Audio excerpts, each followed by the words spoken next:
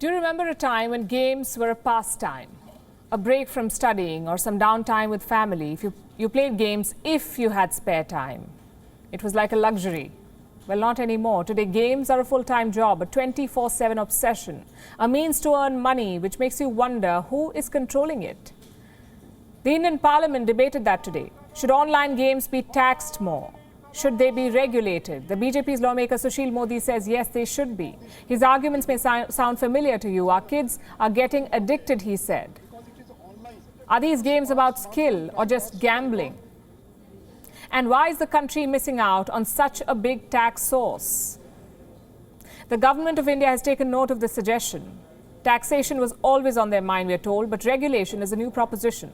So things are very much in the brainstorming stage. Nevertheless, these are valid questions, and we'll try to answer some of them tonight. Starting with how big this industry is in India. In 2016, online gaming was worth $543 million. In 2020, $1 billion. This industry is growing at around 18% a year, and at this rate, it could be worth $2 billion by 2023. And it's not just the money. There were 360 million online gamers in India last year. By 2022, there could be 510 million. So there's money, there's interest, but there is no regulation. Does this mean the gaming industry does not pay taxes? Well, not quite. Online games raise money in three ways. Number one, through a registration fee. You pay this to enter the game, and this registration fee is taxable.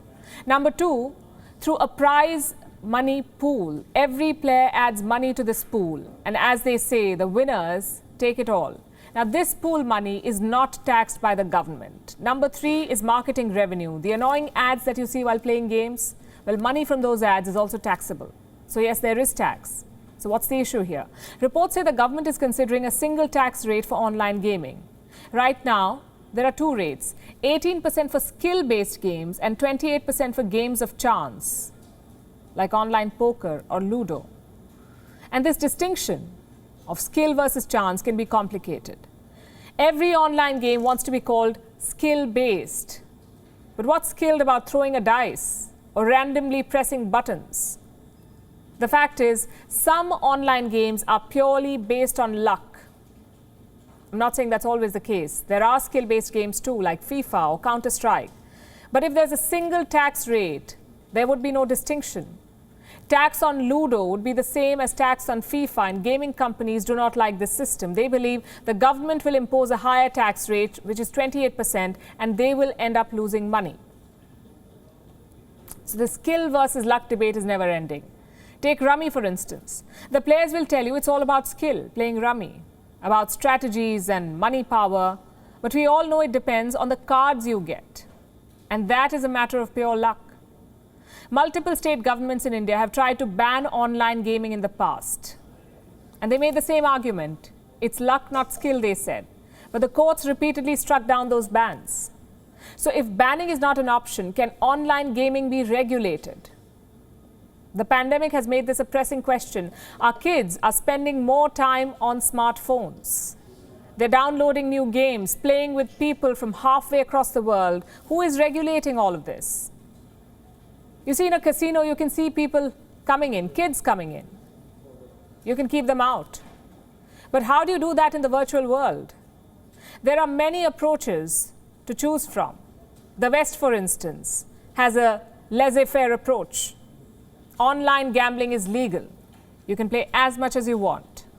This is the case in the United States, in most US states, in fact. In some provinces of Canada, in parts of the European Union and the Caribbean, online gaming is a thriving industry in these places. Then you have China, the other extreme. The Communist Party of China will tell you when to play, when not to play, and what to play. Chinese kids can play for 1 hour, and that too on Fridays, weekends, and public holidays. That's it.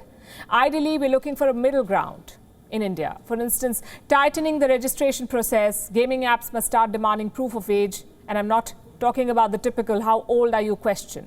I'm talking about proper legal proof.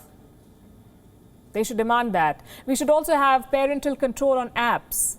For example, when your child is playing, in-app purchases should not be popping up. Now, these are some basic ways to regulate online gaming. At the same time, we must not stifle the industry. Remember, online gaming is a golden goose. It employs thousands of people, pays millions in taxes, and not to mention, it is being embraced as mainstream sport. The 2022 Asian Games will feature e-sport events. The Olympic Committee has already sanctioned an e-sport Olympics. So this industry is not going anywhere. The question is, how do you harness it?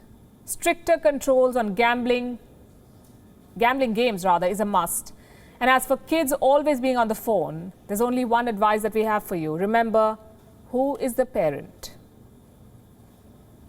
WION is now available in your country. Download the app now and get all the news on the move.